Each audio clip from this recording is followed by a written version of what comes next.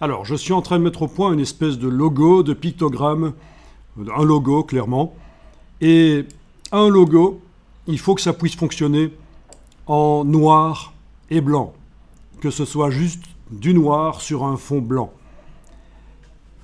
Donc, je vais faire une illustration juste avec du noir. Voilà. Juste avec du noir, l'illustration. Mais ça n'empêche que je peux donner malgré tout l'impression qu'il y a de l'avant-plan et de l'arrière-plan. Comment? Eh bien, on va retravailler sur la patte de devant ici, et vous voyez toute cette partie-là, bien sûr, noir sur noir, ça ne se voit pas à l'épaule. Si je clique à côté, on ne le voit pas, ça fait un truc bizarre. Eh bien, on va arriver à le voir, même si on travaille uniquement avec du noir et du blanc. Voilà ce qu'on va faire.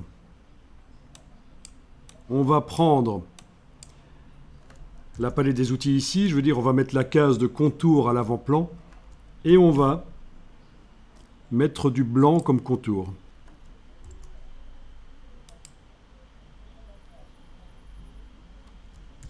Donc j'ai du blanc comme contour.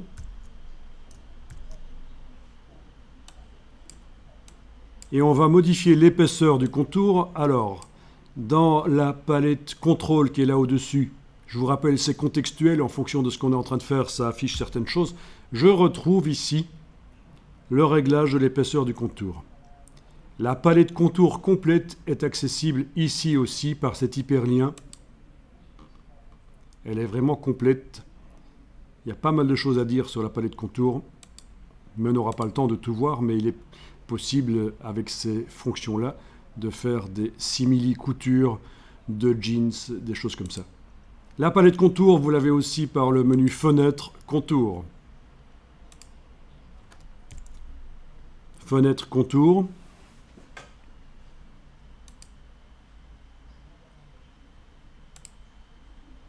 Alors, où apparaît-elle? Bonne question. Certainement quelque part où je ne la vois pas. Ah, elle est là au-dessus. Elle n'apparaît pas complète là. Si on la voulait complète, il faudrait aller, et il la faut complète pour ce qu'on va faire. Vous pouvez aller dans le menu de la palette contour, afficher les options. Voilà, vous la voyez complète, comme on la voyait quand on cliquait sur l'hyperlien là au-dessus, contour.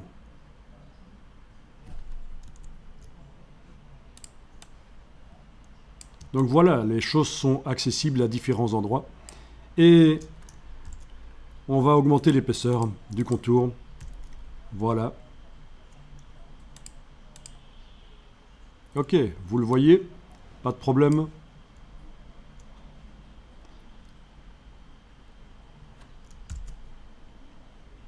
Le contour blanc se voit.